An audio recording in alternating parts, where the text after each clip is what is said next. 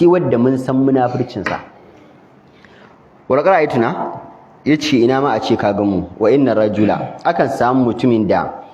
la yuhada bainar rajulaini yakan yi dafe tsakanin mutum biyu kenan ya dafa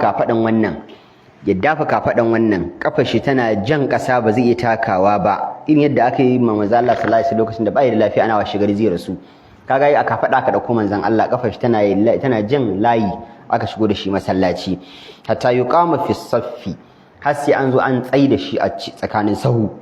wannan ya dogare shi ta nan wannan ma ya rike shi ta nan in za a yi ruku'u su rike shi yayi ruku'i in aka dago su dago shi in za a yi sujjada su kai shi sujjada in za a dago su dago shi haka sabbai suke taimaka mutum dan zai samu sallar jami'i ba fa ciwon kai ba zazzabi ba kankare fa ba ciwon kunne fa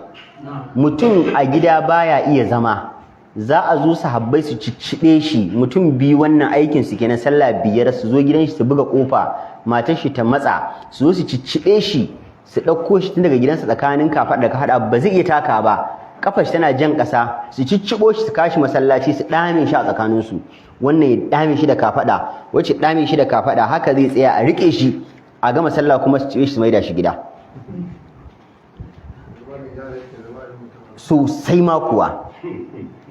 sosai ma kuwa in dai mutum bai da lafiya abin da ya dai matukar kawo shi masallacin ba zai cutu ba shi a jinyarsa ba zai cutar da mutanen da kuma suke masallaci a sallar su ba a je a kawo shi ma dole ne kawai mun lalace ne za a ga mutum bai da ciwon da yake yi bai ma da alaka da kirashin zuwan sallah amma sai ga bai samu zuwa sallah ba me ya hada mai kankare rashin zuwa sallah masallaci kankare fa yake yi me hana shi rashin zuwa sallah masallaci kankare na'am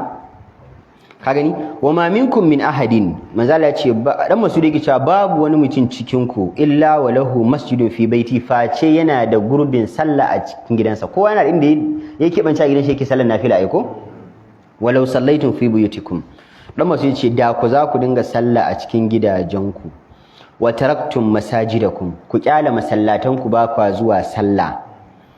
taraktum sunnata nabiyikum wallahi tallahi kun bar shiriyar da manzon Allah ku ya bar ku akai walau taraktum sunnata nabiyikum in ku kuka kuskura kuka bar tafarkin da manzon Allah ya bar ku akai la kafartum wallahi tallahi za ku butulce wa Allah madaukin sarki ya ba ku alfarma Allah ya